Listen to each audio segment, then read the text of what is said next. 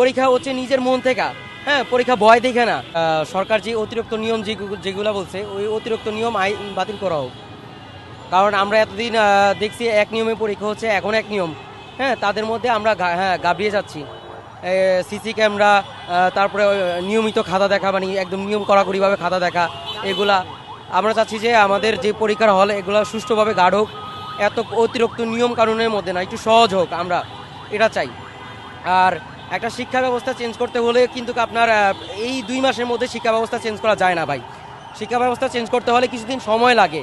হ্যাঁ, আপনার 3-4 বছর হইলে নিম্নে লাগে। কিন্তু আপনি যদি হুট করে একটা শিক্ষা ব্যবস্থা চেঞ্জ করতে চান, একটা ছাত্রদের উপরে যদি জোর করে একটা দাবি আপনারা চাপিয়ে দেওয়া হয়, একটা জোর করে যদি একটা নিয়ম চাপিয়ে দেওয়া হয়, এমনিতে ছাত্ররা বমি করে ফেলে দিবে এইগুলা।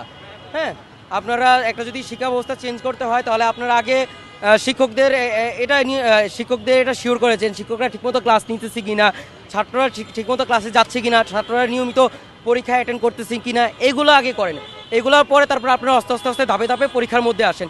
আপনারা হুট করে 2 মাসের মধ্যে একজন মন্ত্রী হইলেন, 2 মাসের মধ্যে কোনো কথা নেই, চিন্তা ভাবনা না করে শিক্ষকদের ছাত্রদের উপরে চাপিয়ে দিচ্ছেন যে এই পরীক্ষা এত কঠোরনীয় হবে।